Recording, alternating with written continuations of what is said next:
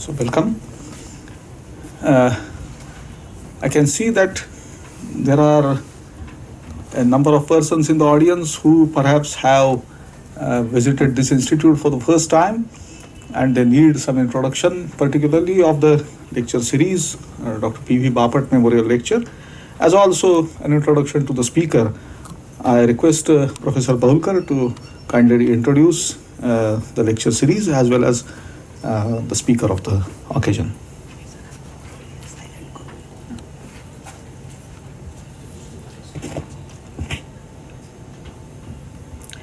Friends, it gives me immense pleasure to be with you this evening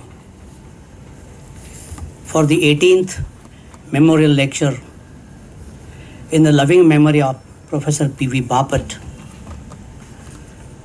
who was known as a great authority on Buddhism. We have invited Dr. Ashwini Mokashi to deliver a lecture on Sapiens and Stitipradnya, a comparative study in Seneca and the Bhagavad-Gita. I would like to say a few words about Professor P.V. Bapat, who had been my indirect guru. He was the guru of my gurus,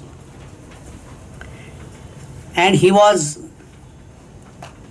one of the great scholars who extensively worked mainly in the field of Pali literature and also Chinese Buddhism. Professor P.V. Bapat was one of the 5 or 6 eminent disciples of Dr. Dharmananda Kosambi, who is regarded to be a pioneer of Buddhist studies in India, particularly in Maharashtra, and who was instrumental in introducing for the first time the study of Pali language and literature in the Ferguson College in 1912. Professor Bapat had many honors, and one of the prestigious positions which he had was that he was invited to edit a very prestigious volume called 2500 Years of Buddhism, published by Government of India in 1956 on the occasion of 2500 years of the Mahaparinirvana of the Buddha. It's a very good volume contributed by various eminent scholars in India abroad. Besides that, Professor Bapat continued to teach Pali, do extensive research in Theravada literature, also Mahayana. He knew Chinese very well, and he edited and translated some works which were available only in their Chinese translations. As a beginner of Buddhist studies, I would say that one should admire Professor Bapat for his continuous research, his great industry, studying Chinese. It's not easy to understand that classical Chinese, which is the translation of Indian works, Indian Buddhist works. A number of times people had an idea, people had a notion that all those works translated into Chinese were translated from Sanskrit mainly or Pali. But the recent research reveals that there was a dialect called Gandhari dialect existed in Gandhar or Kandahar in Afghanistan, which was a seat of Buddhist learning. You know Bamiyan, the Buddha. And the texts written in Gandhari were migrated to China and were translated into Chinese, which were recovered by Professor Bapat and others and made available to us in their modern translations. Professor Bapat was closely associated with this institute for several decades, and he continued to work until the last breath. Today's speaker, Dr. Ashwini Mokashi, is not new to Pune. She is from Pune, but now living in New Jersey, connected with Princeton University. She is a former president of the Princeton Research Forum and member of the executive board of Princeton University. No, just Princeton Research Forum. Pardon? I'm only a member of Princeton Research Forum. Research Forum, Yeah. yeah. And she has done MA in philosophy from Pune University and also PhD from the same university. And today's lecture is something like a summary of her research under the same title, Sapiens and Stitipradnya, her PhD thesis done under the able guidance of Professor S.R. Talgatti, who is known as a great scholar of Indian philosophy. Unfortunately, he cannot attend today's lecture because of some personal reasons. Dr. Mokashi has also learned Greek, and that's why she could work extensively in Greek philosophy and Indian philosophy and has consulted the works in Greek. Several years ago, she has also conducted a course in Greek, I think in the Department of Sanskrit, and I know some students, the then students, who still remember her wonderful teaching. Without taking much of your time, I request Dr. Mokashi to begin her lecture. Thank you very much.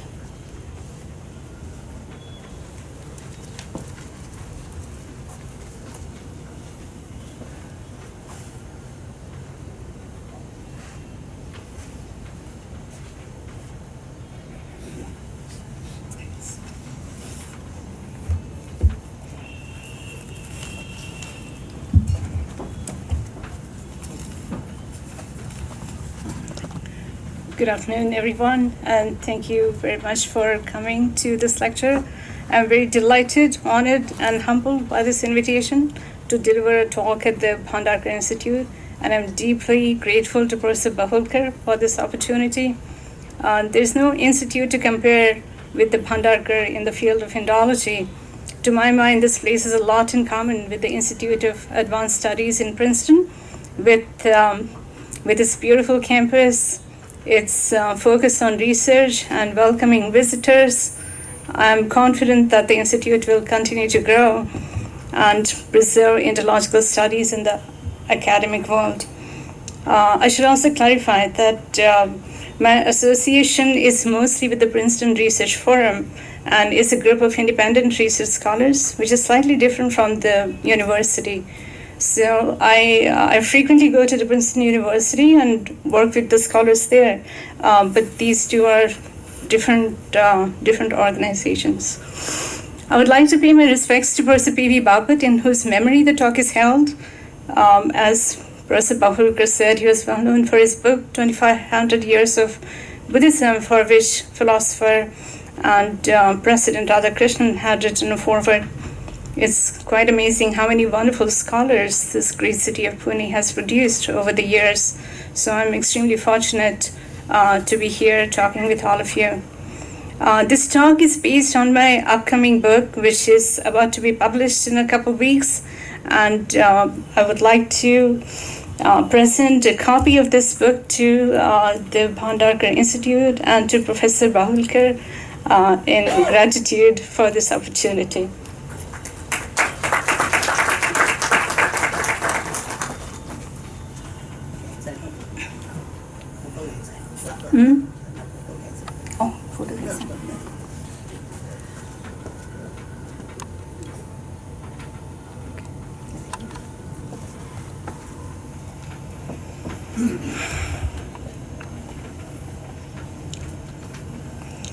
So let me begin my talk by introducing the topic of today's talk. The idea of my book, Sapiens and Stitipradnya, occurred to me in the fall of 1992 when I was a student in London. And I envisioned comparing the Stoics with the Gita, given what I saw as their apparent similarities in thinking, their ways of addressing the social and societal challenges, and their goals of raising a morally sound community despite all the wars and chaos surrounding them. I worked on these ideas for many years, finally concluding my thesis in 2002. And after a decade or more, I realized that the academic work of the comparison between the Stoics and the Gita is not just for the scholars of philosophy, but it has major implications and applicability for all of us. One can evaluate the current challenges in our global community in a cohesive way using these lenses. So I returned to my work with a revised focus and hence decided to revise the work from a different angle and bring it in front of all of you. So some central problems in all the ancient and modern cultures are how to behave, what is virtue, what is wisdom, how to inculcate it in society, how to maintain discipline, how to encourage people to become good and lead a harmonious life, how to achieve happiness and well-being. The ancient philosophies try to address some of these issues by asking people to turn into ideal human beings who then will create a good society. The themes in the ancient texts continue to dominate the conversation even today, while the quest for happiness is pursued anew with each new generation. Nevertheless, the ancient wisdom has stood the test of time, and it behooves us to apply these principles to modern situations. The philosophical understanding of emotions is the kind of topic that I'm going to take up in detail a bit later, so I'll pass on that right now. And moving forward, I should say that my book starts a dialogue on these questions that have been occupying the attention of ancient philosophers and modern philosophers through the works of Seneca and the Bhagavad-Gita. So their dialogue addresses their methods, their tools, and discusses their solutions in attaining the goal of individual happiness, as well as societal well-being. Whether they are successful compared to each other is not the major point of concern as far as I'm concerned.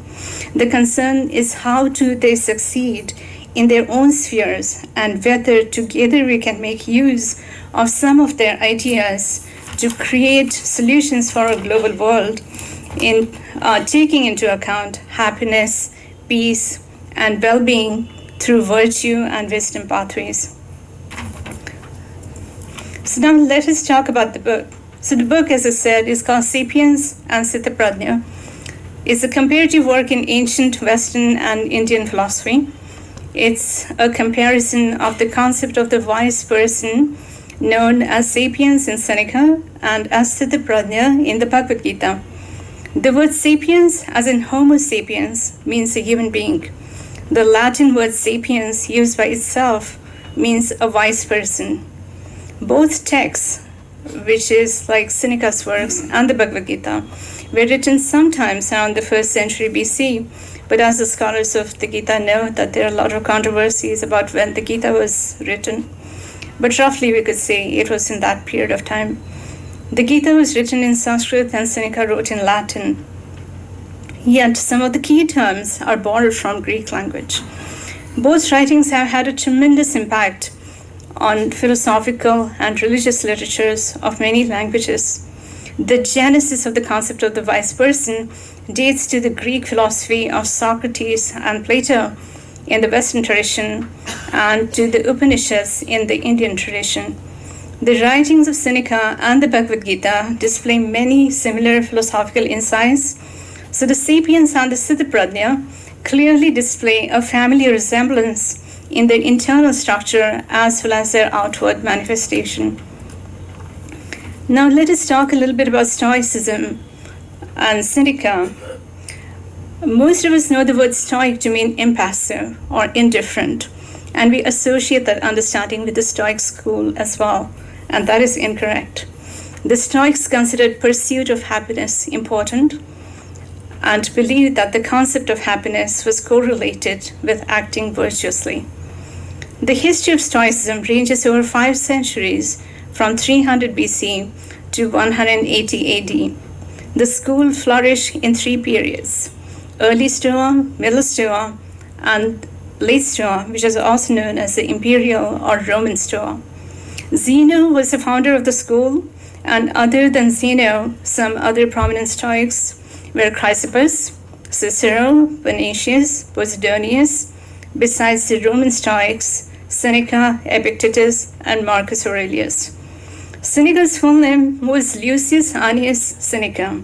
He was born between 4th and 1st BC in southern Spain in Cordoba, and died around 65 AD on an island near Italy called Corsica. He was the son of Seneca the Elder, who was a rhetorician. Seneca himself was a very prominent figure in the reigns of Claudius and Nero.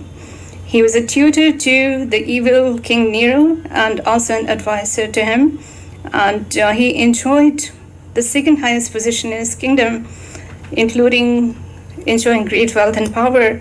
But as it happens, whenever you're working for an evil king, the end is always very tragic, which is what happened to Seneca as well, as he was ordered to commit suicide towards the end of his life. Now, the Ideocypians is, in a symbolic way, Socrates was the uncrowned philosopher king. He was the father of philosophy, he was a lover of wisdom, and he was a great role model for sapiens. The ideal of sapiens means the person is expert in technical knowledge, which is called techne.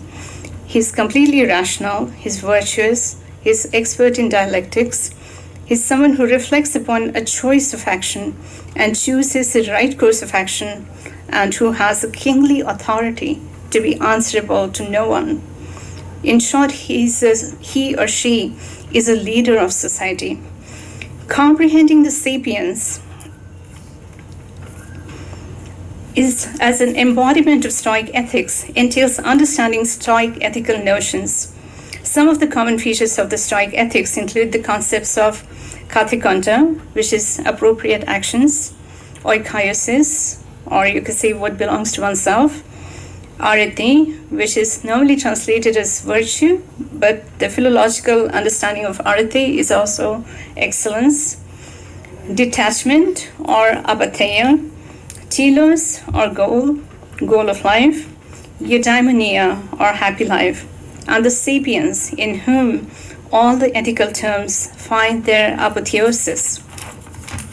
Stoic dialectics plays a key role in understanding how the wise person acquires the expertise to match different situations with suitable arguments, to resist the impulse and impulsive responses called hormai, and give their assent or katasynthesis to the right judgment. So giving an assent means giving permission to yourself to do something. And there are 2 kinds of assents. One is a weak assent, which is like raising your eyebrows if you see something that surprises you. Or a strong assent, which is if you're angry and you allow yourself to yell at somebody, then that's considered giving an assent to yelling. For instance, if a sapien sees a bull charging in his direction, he will assent to run, but not out of panic, but to preserve his or her life. The Stoic theory of indifference includes preferred indifference and dispreferred indifference, and it sheds some light on the inherent sense of detachment, again apatheia, in the sapiens. For example, health, wealth, beauty, and pleasure are preferred indifference. They're nice to have, yet they are neither beneficial nor harmful. Whereas poverty, pain, and disease are dispreferred indifference, we don't really want them. This perspective helps one to be detached by not identifying oneself with one's possessions or one's attributes, and enables a person to seek virtue. Stoics were accused of elitism since they proposed a human ideal which only a few people can aspire to. Seneca's great contribution is to make this concept open to everyone by understanding their emotions and giving them directions, instead of merely asking people to rise to a high standard of ethical standards of Stoicism. So now let's turn to the concept of Stitipradnya in the Bhagavad-Gita, and I'm sure there are many people in the audience who understand the Gita far better than I do. But here's a brief sketch of what the concept of the Stitipradnya is all about. The Bhagavad-Gita presents the concept of the Stitipradnya mainly in the 19 verses of the second Adhyaya. Arjun asks Krishna, Stitipradnya sa ka bhasha? Krishna responds to that question, and we summarize that the Stitipradnya is a believer in the teachings of the Gita. Ye yatha mam prapadyante, tas tathaiva bhajamyaham. He or she excels in Swadharma, yoga karma su kaushalam. He or she has equanimity or samatvam. Samatvam yoga uchyate, as in 2.48 in the Gita, and is equidistant from pleasure and pain. Samadukha sukhi kritva, labha labha ujaya. He or she develops non-attachment or anasakti. Na bhinandati na dveshti tasya pradnya pratishtita. And lastly, he or she attains tranquility of mind or shanti. Nirmamo nirahankara sashantim adhigachati. The Stitipradnya is endowed with wisdom, virtue, and is blessed with permanent happiness. The process of becoming a sage is explained in terms of the analogy of the chariot mentioned in the Katha Upanishad. A chariot travels on the path of the senses. It ignores the material desires of the senses, and it helps them turn inwards and guides them on the path of meditation. The intellect is a charioteer. The buddhi is a charioteer. It controls the mind. It curbs its tendencies and takes the chariot to its destination of moksha or paramananda. Likewise, the Stitipradnya uses buddhi as a guide to reach the goal of moksha. Thus, the sage becomes a jnana yogi. By doing right actions, the Stitipradnya also becomes a karma yogi. So, to summarize, a Stitipradnya has abundant all desires, is without any ego, ahankara. The concern for the self is absorbed into a concern for the divine. He or she has secured the greatest reward of peace and happiness. The state is known as a state of stabilized wisdom, Stitipradnya, or the state of Brahman establishment, Brahmisthiti. The state is very difficult to attain, stays with the Stitipradnya until the end, and at the end of life, he or she attains nirvana. Esha Brahmisthiti partha nainam prapya vimuhyati stitva samantakaalepi brahma nirvanam ruchati. Now, having seen what the concept of Stitipradnya is, we can turn to talk about the comparison between sapiens and the Stitipradnya. So we can see that in either system, a wise person is endowed with both virtue and wisdom. Wisdom consists of making right judgments. Wisdom anticipates the capacity for dialectics, for explaining and defending one's action. Right action and right thinking together lead to integrity of thoughts and action. Virtue consists in following the wise choices. A virtuous person is virtuous all the time, whether their action is conventional or not. A person who makes an erroneous judgment at any time is ignoramus. A wise person never errs. Happiness consists in knowing that one has done the right thing at the right time. Whatever a wise person chooses to do is for the good of the mankind. In that sense, he or she is divine. A virtuous wise person always enjoys peace and happiness, and here always is underlined.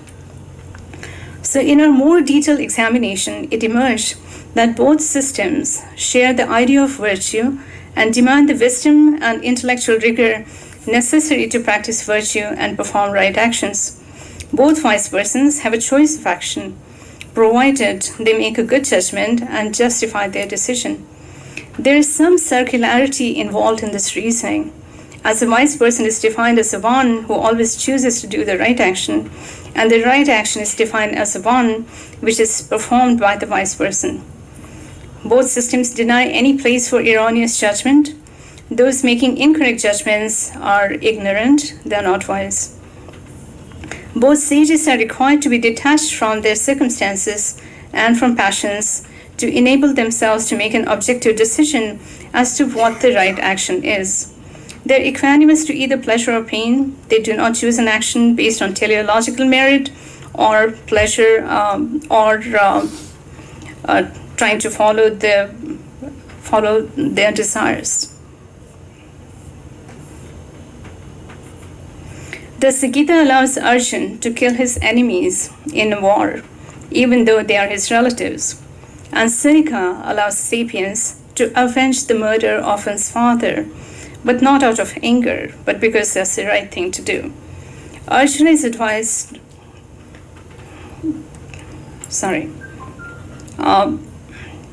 both Seneca and the Gita denounce the emotion of anger and believe it causes one's own destruction.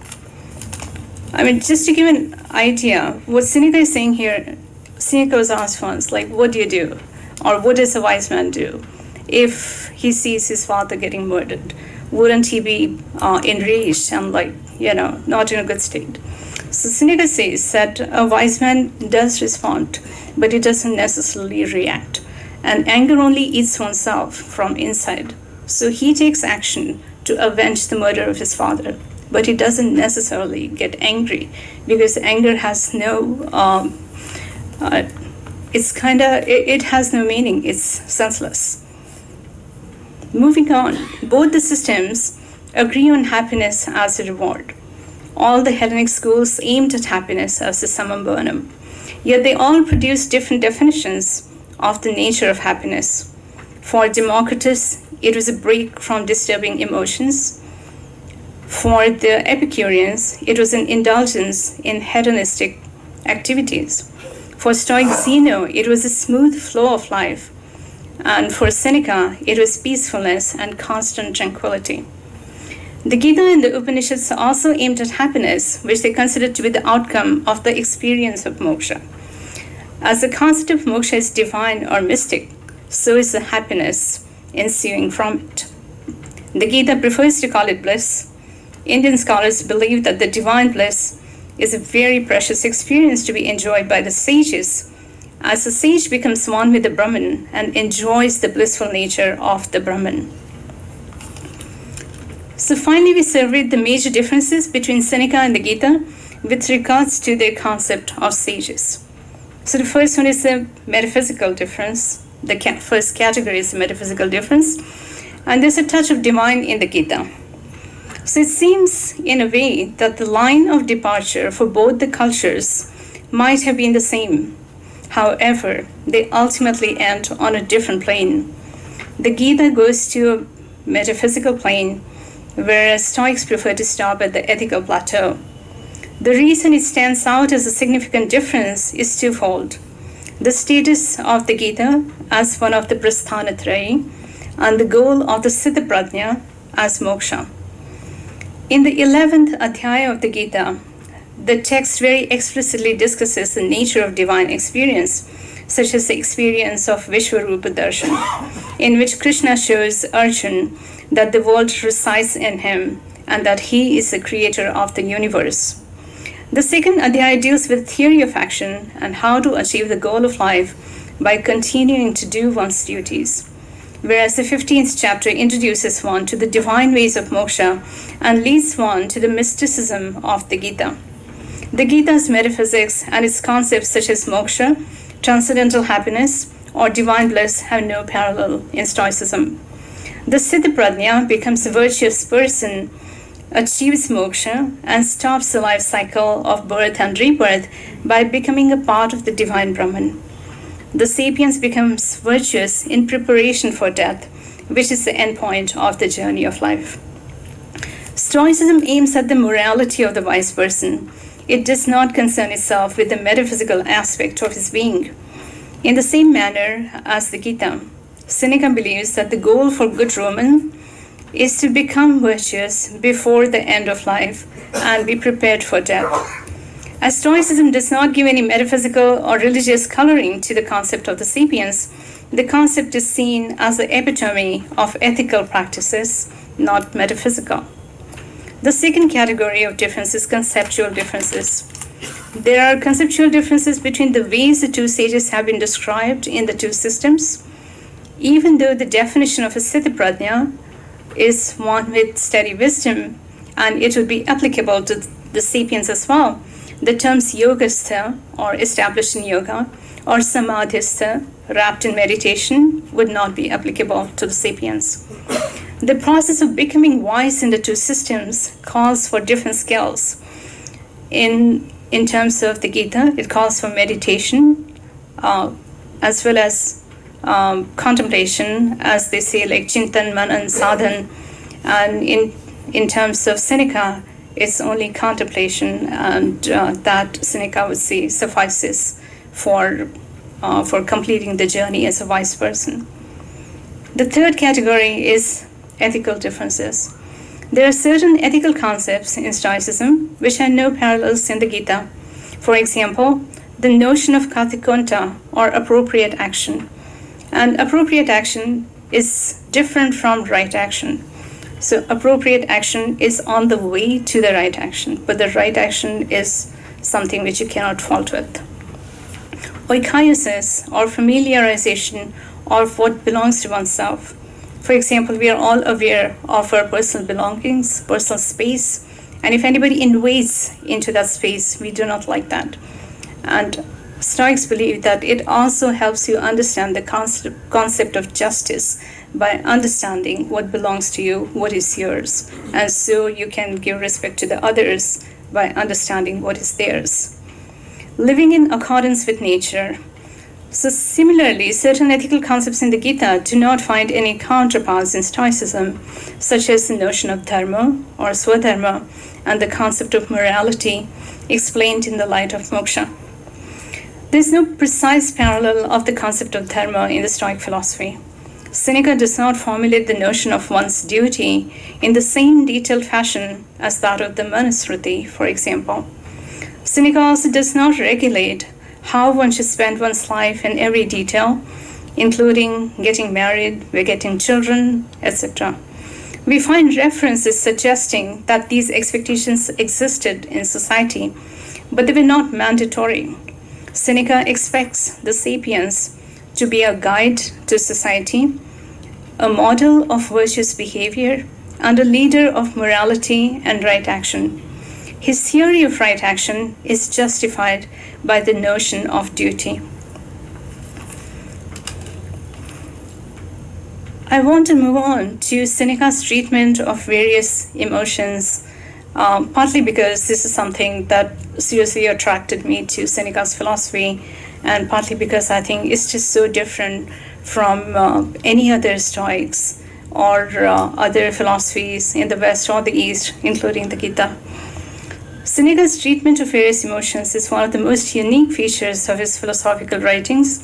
It is unparalleled either in other Stoic writings or in the Gita.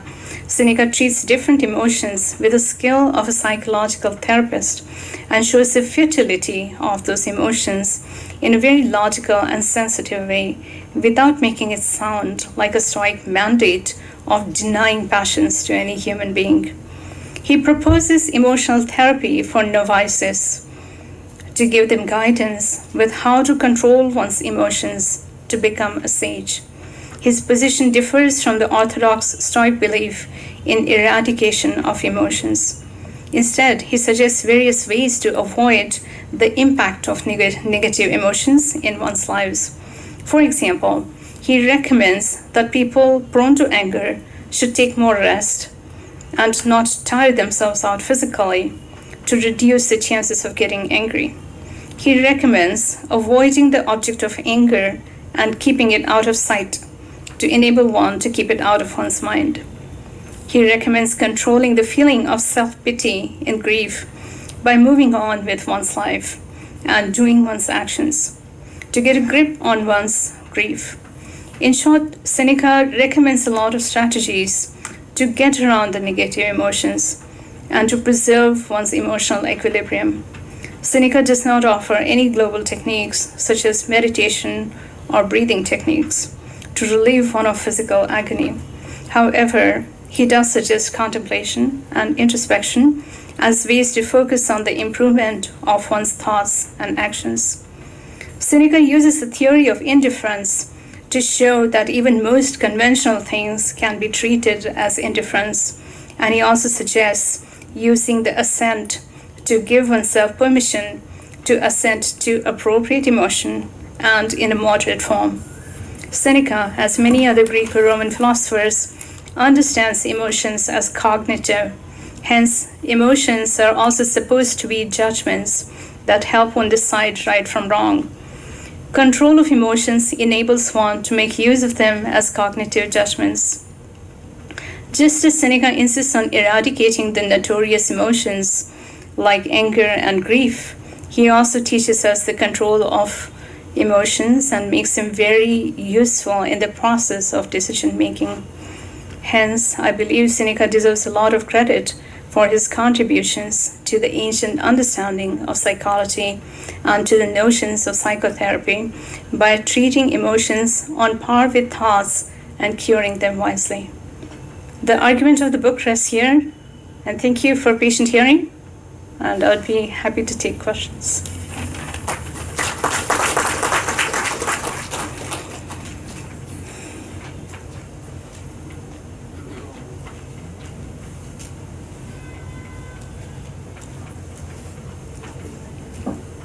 You have from time to time mentioned he or she, but I believe in Gita it is always a he, and I think it will be also he in Plato and Aristotle everywhere. So what made you think of he or she? Yeah, that's a great question. And in fact, I spent some time in my book in the introduction explaining that.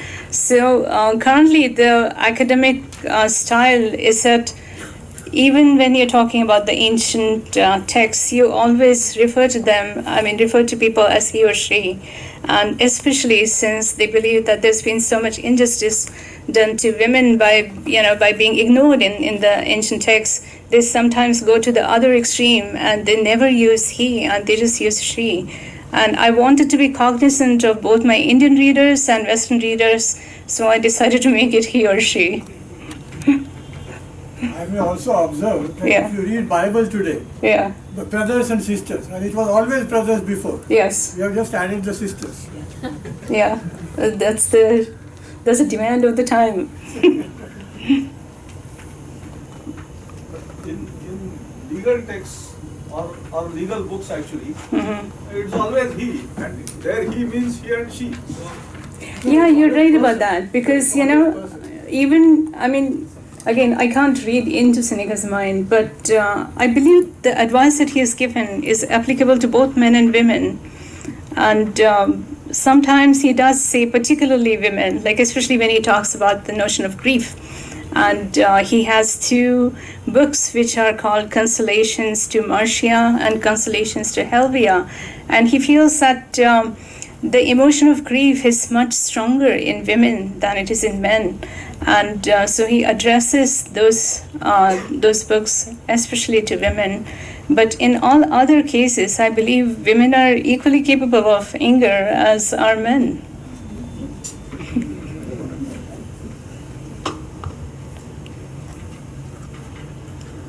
Can you elaborate something about social background in both the... Yeah, that's a good question. Actually, it's again part of my book.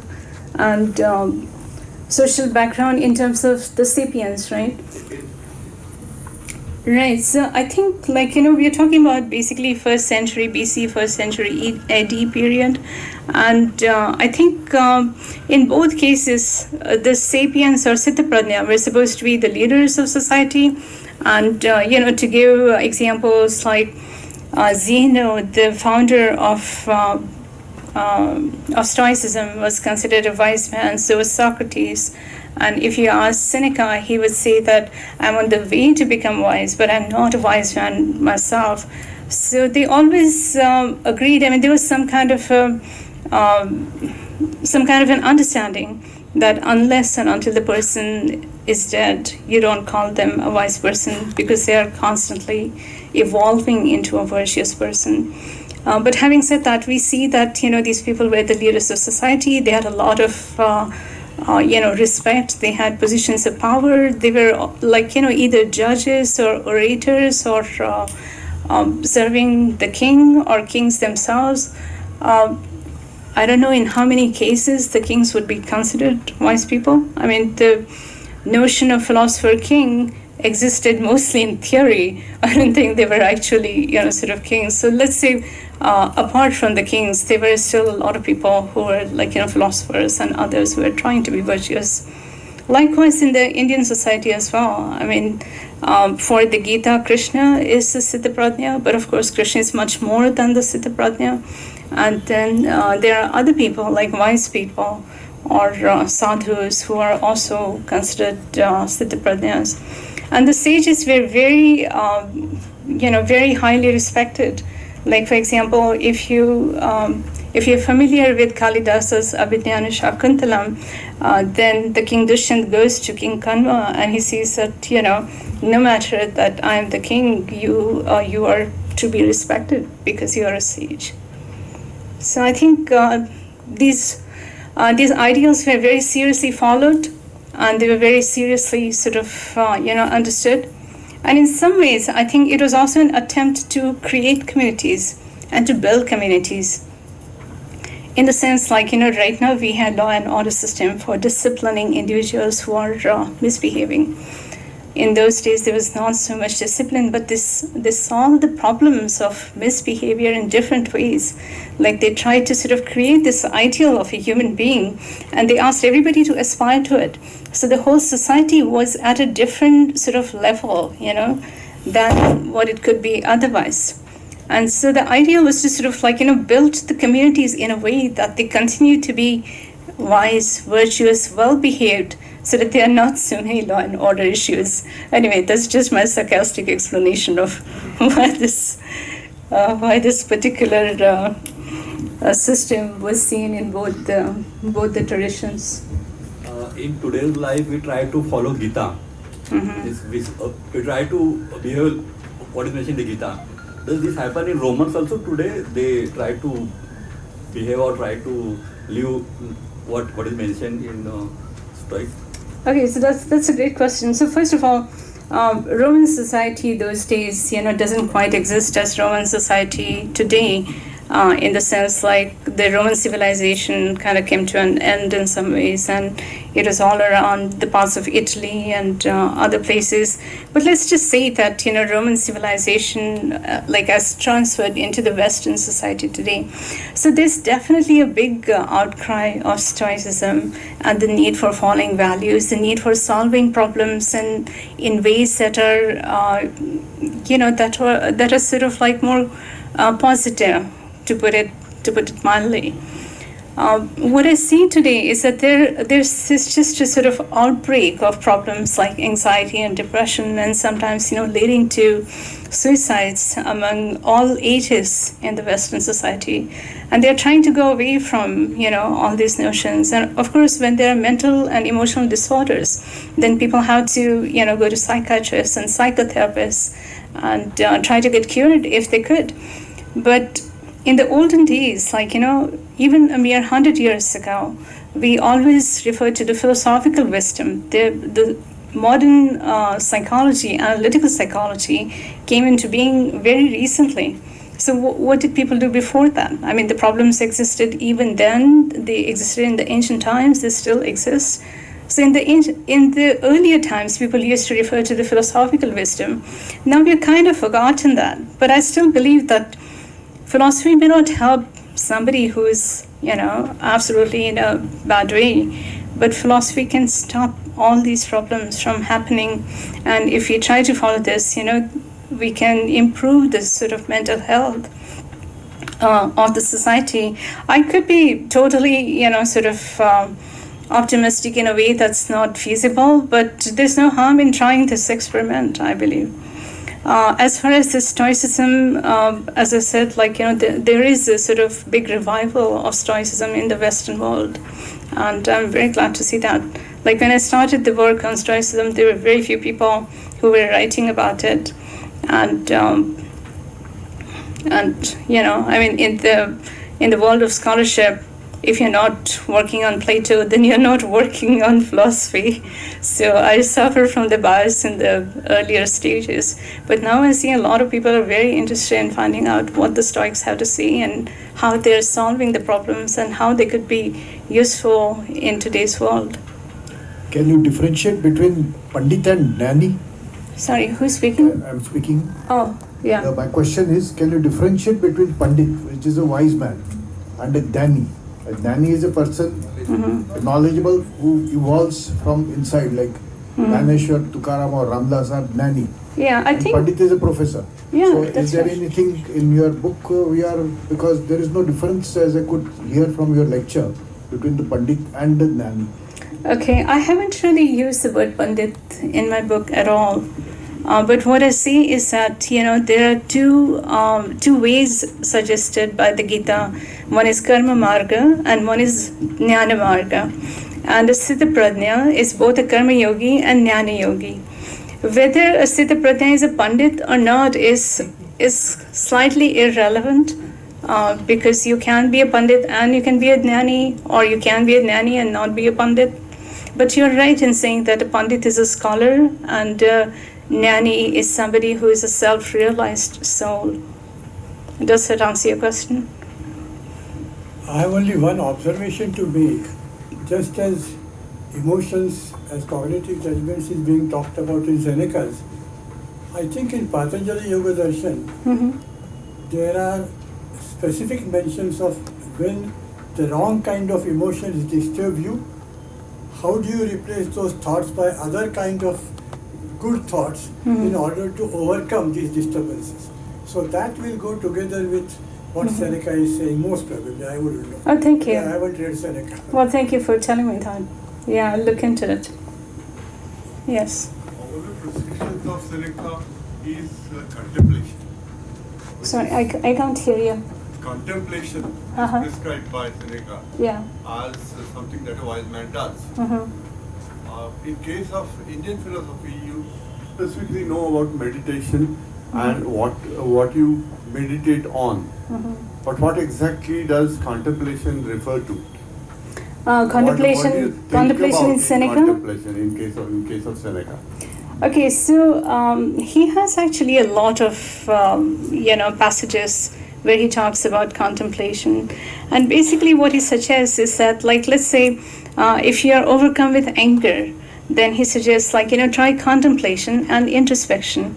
So here's the thing, as you might have seen, that his whole focus is to persuade people to do the right action, and it comes into question when they're not doing the right action, when they're doing something that is wrong.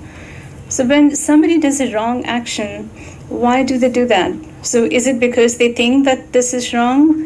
Because if they thought that their action was wrong, they would be so angry with themselves that they will, keep criticizing themselves all the time. But we don't do that. Normally when we are angry because we feel we are injured. I mean, this is Seneca saying, not me. So we feel we are injured, and so we are angry with the person who is causing us injury. But when we do something wrong, we don't necessarily become angry with us. So what Seneca is saying is that happens because our thoughts are not checked, they are not verified, they are not corrected. And we have the belief, or we have the thoughts that whatever we are trying to do is the right thing to do. And the reason why we do wrong actions is because we believe them to be the right actions. Otherwise, we wouldn't do them. And so his suggestion is that to cure oneself of doing something wrong is to check our thoughts with the help of contemplation and introspection. So contemplation is to think, what is it that I actually believe? So, for example, this is a book. Oh, by the way, this is the book of Seneca. Let's say if I, sort of put the book with a big bang and it disturbs the quiet of this room, then you might think that's a wrong action. But I might think it's a right action because I want to make a point. I want to say that whatever I'm saying is the right thing. And therefore, I believe it's the right thing to do. And the thought behind this is that I'm trying to emphasize that whatever I'm saying is the right thing to do. So now you can see that my thought is wrong. And that's what Seneca would say too, that my thought needs to be corrected. And the thought is wrong because my subconscious is telling me that this is the right thought. So to understand what's in your subconscious, there was no other method than just thinking about it, introspecting. And sometimes when you have a difficulty of understanding what are the right thoughts and the wrong thoughts, then Seneca suggests that you go meet a wise person who can guide you. So like, for example, this is an example from the Gita, but in the Gita, when Arjuna is confused whether he should kill his relatives who are also posing as his enemies, he goes to Krishna. He doesn't take the decision by himself because it's a big decision and he's afraid of doing something wrong. I see a little difference there in the sense, I feel Seneca makes you take full responsibility for your actions or inactions, as you may put, through your contemplation. That's of essence, as I see it. Yeah, so you're right about that Seneca wants anybody who's trying to be wise to be completely rational. And so there are two ways, and you can see that they're contradictory. Seneca is or can be an imperfect philosopher. He's if you read him, he reads almost like a writer, like a novelist or something. He writes absolutely beautifully. But the downside is that sometimes his sentences can begin in one direction and end in another direction, even contradicting himself. And it's just the beauty of his writing. But anyway, going back to your question, sorry, could you just remind me the question again? Contemplation, as suggested by Seneca as a prescription, is essentially to take full responsibility yourself, rather than put that responsibility on outside forces. Right. So he gives you various tools that he wants you to know the scientific facts. He wants you to know what the morality is, what the virtue is. And if you have all those tools handy, then he believes that you can be rational. But on the other hand, he also says that, virtue is sort of connected with your soul. And so if you make one virtuous action, then all your actions in future would be virtuous because it's connected with the choice that your soul is making. So he can be contradictory in that sense, but at the same time, he's saying that, like how a painter needs to paint many canvases before he can be a better painter, a wise man needs to, continuously practice doing the right thing so that he can be wise at the end of his life. I have two questions. One is, how do you define pragya in the compound Stitipradnya, and what is its equivalent in Seneca's philosophy? And in Tripitakas and Buddhist texts, the concept again occurs in the term of panya. So is there any qualitative difference between pragya here in Gita and there in the Buddhist text? And how does Seneca has anything to say about the concept of pragya? Second thing is a bit personal about Seneca. What led Nero to ask him to commit suicide? Okay, so let me start with the easy question. So Nero implicated Seneca in the conspiracy of Piso. I don't remember all the details of what the conspiracy was about, but it was not that Seneca was guilty. It was that Nero wanted him to die. So he ordered him to commit suicide, and implicating him in the conspiracy was just an excuse. Seneca was not the only one. There were many noblemen that Nero put to death. But since Seneca was such a highly powerful person, and he was also a tutor at one time to Nero, instead of directly murdering him, he said, okay, you go and commit suicide choosing your own method of death. And it's a very tragic story. He dies in the prison along with his wife. He has a very beloved wife, and she chooses to die with him. And if you read the story, I don't want to go into the gory details, but it was a very tragic death. And the good part about Seneca is that he actually followed the Stoic principles, and he accepted his lot, and he was very stoic about it, to put it, in the Stoic language. He also gave away most of his wealth. He had no children, and he gave away pretty much all his wealth, and so he followed a lot of his Stoic principles. But throughout his writing, you do see like the stages, like his early books were more contradictory, his later books were less contradictory, and that kind of stuff. Going back to your first question, which is pretty, it's sort of trying me right now, challenging for me. But pradnya I would translate as wisdom, and in the most of the terminology here I borrowed from the Greeks because the ideas come from Greek. So the wisdom in Greek would be Sophia, and I'm not familiar with the Tripitakas, so I can't really say anything about the Buddhist philosophy. Yeah, almost chaya of Gita's Stitipradnya text there in some of the passages. Yeah, I guess Dr. Bulkar can say much I'll more. explain that. I mean, Yeah. Pradnya in the Bhagavad-Gita and Pradnya in the Buddhist literature, Panya in Pali, Theravada, and Pradnya in Sanskrit and Mahayana and other sects. We have a description of Stitipradnya in the Gita, but I do not think there is an elaborate description of the path, how to cultivate that. On the contrary, in the Buddhism, we have three kinds of pradnya, threefold pradnya: Shrutamayi pradnya, Chintamai pradnya, and Bhavanamayi pradnya. And there is a path, there are techniques how to cultivate those pradnya. The ultimate is Bhavanamayi pradnya. Thank you. It's been my project to learn more about Buddhism. Thank you for the presentation. I don't have a question, but just some complimentary comment to what you said, that maybe in earlier times when there were no psychiatric or psychological evaluations, people were using the philosophical wisdom to cure themselves of these emotional, mental issues. So I was thinking about something which I think in the Western tradition they practice, which is called philosophical counseling, which I'm not sure if it's really running, but I know for a fact that people follow that, and once those problems and concepts, misunderstandings about the concepts in the mind are through, then the person is helped in that manner. So one point regarding that.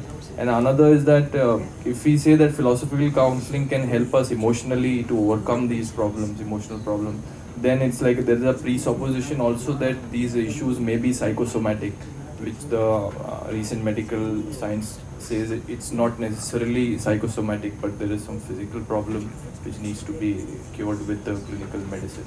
Yeah, you're totally right about that.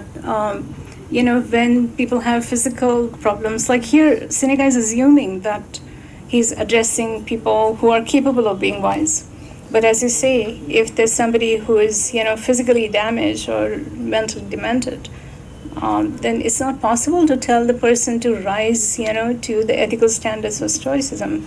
And there is a total absence of that discussion in Seneca. There's an absence of the discussion, like, in most philosophies, so to say. I haven't really come across something, and it could be just my fault, it probably is, but I haven't come across something that says, like, here are the crazy people who are, like, sort of, like, not crazy in the sense, like, we think they're crazy, but they have trouble being sane, maintaining their sanity. So I think one of the things that probably ancient philosophers were thinking is that they just, they just did not want people to go to that level. So they kept up, this rhetoric about how people have to try and be wise, how they have to sort of, reach these standards. So they just didn't allow people to get to that stage. Like, for example, the problem of suicide is like far greater now than it was many years ago. And partly because there was just so much violence. People used to die in wars, in natural calamities, and, just fighting with each other. Now we don't fight with each other. I mean, we may be angry with somebody, but we don't go and, sort of cause some kind of violence. I mean, we know what the law does when you do that. And philosophical counseling, yes, that's true. So again, philosophical counseling is done to people who do not have emotional disorders, but who are trying to improve their lives, trying to sort of it's a tool to help somebody introspect. Thank you. Yeah. You mentioned circularity of definition of what's right action. That right action is one which is taken by a wise person. Who is a wise person who takes a right action? Is that circularity resolved somewhere, or it stays like that? In which case there is really no answer to it. I know, yeah. Well, that is my interpretation, because I thought it was just fun too, because I saw the circularity. But no, the Stoics don't see it that way. And Seneca doesn't see that there is a circularity. You can interpret it that way. But basically what they're saying is that right action is important, and right action is defined, sort of in so many ways. And one of the definitions of right action is that it can be non-conventional. And then if something is really non-conventional, then how do you know that this is the right action? I mean, you can know that because a wise man is able to defend his or her action to you and explain to you why in this particular circumstance this may sound non-conventional, but this is the right thing to do. And you have to take their word for it because you know that they are wise people. But let's look at it from a layman's perspective. If he or she wants to copy a wise person's action, then, is that always going to work? Maybe not. And so you can say that, there is a circularity of argumentation here. Does that make sense? Yeah. Thank you. Yes. I mean, I don't know the answer. Well, if you look at the Stoics, they wouldn't say that there is circularity.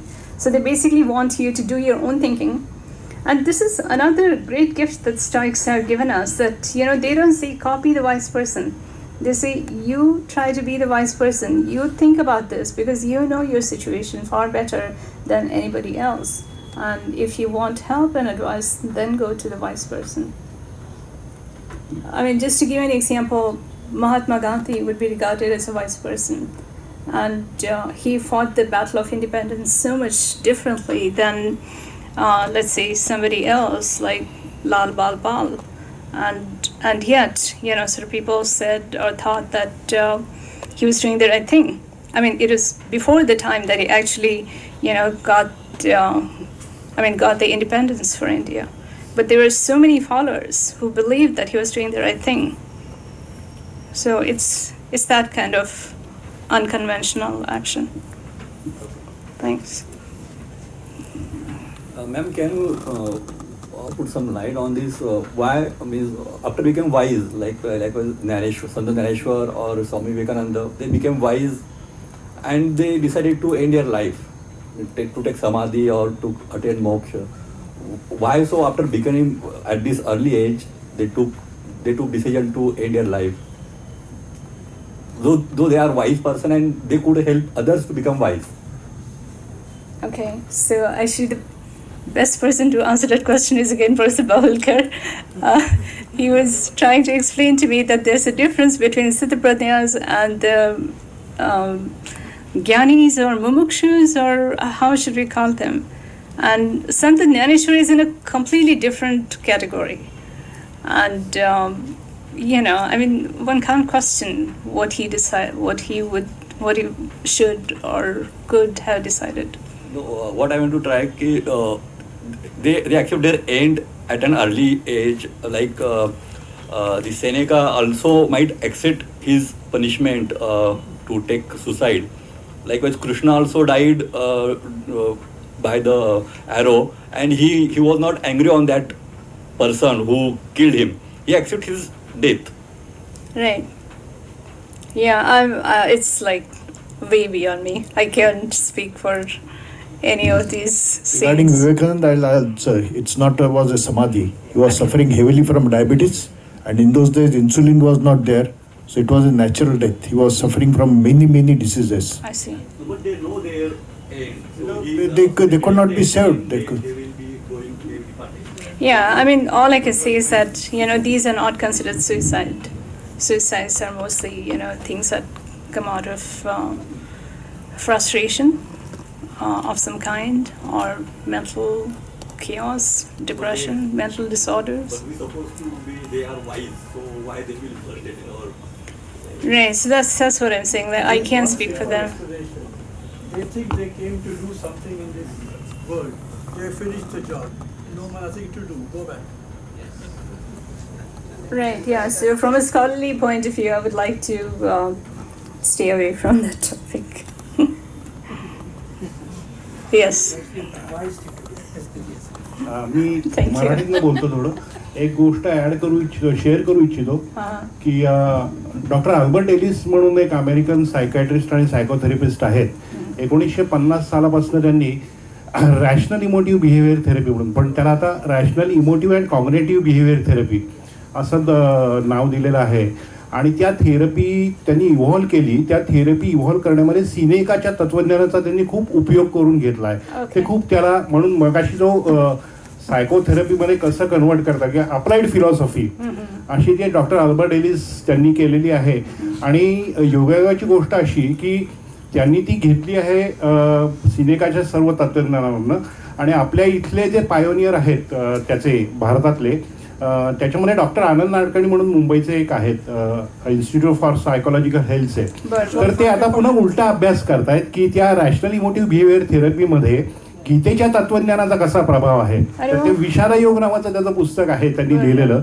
तर त्याच्यामध्ये सिनेकाच्या याच्यावरनं doctor Albert एलिसनी घेतलेली सगळी तत्व आणि त्याच्याशी भगवद्गीतेतल्या श्लोकांची साम्यस्थळं हे त्यांनी पुन्हा उलट रिसर्च केलं. हे मला एक शेअर करावंसं वाटलं, कारण हे स्टॉइक तत्वज्ञान आणि हे जे आहे ते खूप वापरामध्ये आणि खूप छान त्याची सायकोथेरपी म्हणून वापर होतोय सध्या आणि खूप युजफुल आहे ते. थँक्यू. तुम्ही नाव काय म्हणालात? आनंद नाडकर्णी आणि कोण? Doctor Albert Ellis. REBT rational emotive behaviour थेरपीचे त्यांनी जनक. त्यांनी 1950 पासून त्यांनी इव्हॉल्व केली. आता 2008 मध्ये ते एक्सपायर झाले. पण न्यूयॉर्कमध्ये अल्बर्ट एलिस इन्स्टिट्यूट म्हणून खूप मोठी हे आहे आणि ती रॅशनल इमोटिव्ह बिहेवियर थेरपी म्हणून फेमस आहे. Thank you. So I would just like to take a note here. Yeah, I think that would be our last question. We are running out of time. Thank you. I'll make a closure note. Okay. So first of all, it was a wonderful lecture. Proud to see you delivering this lecture. Thank you. Just to answer his question, why Swami Vivekananda or Jnaneshwar took early samadhi. Well, these are just few examples, Jnaneshwar and others which you mentioned. There are several other examples who did not took the samadhi. One of the prominent example which I remember is Professor R.D. Ranade, Gurudev Ranade. Once he attained his the stage of a wise person. After that 37 years he was alive and giving teachings to masses. That is what happens. Take a case of Buddha, take a case of many other cases where their people have lived.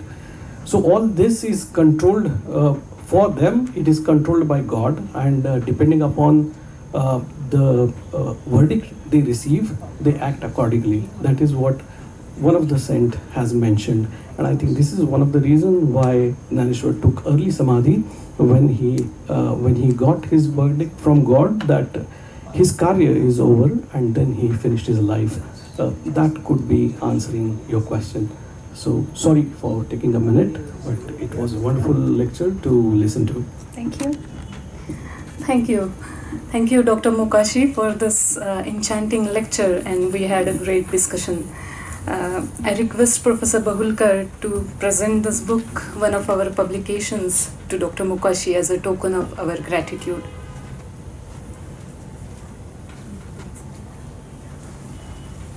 This is a translation. Genesis of Gita Genesis by of Gita Professor by Yardi, Emar Yardi, Dr. Emar Yardi. Thank you. Well, thank you again. Thank you so much, Dr. Mukashi. We are also thankful to the donors for instituting this lecture series in memory of the late Professor P.V. Bapat. Thanks are due to media for its timely publicity, and I extend my gratitude to this august gathering. Thank you all, and I declare that this function is over. Thanks a lot.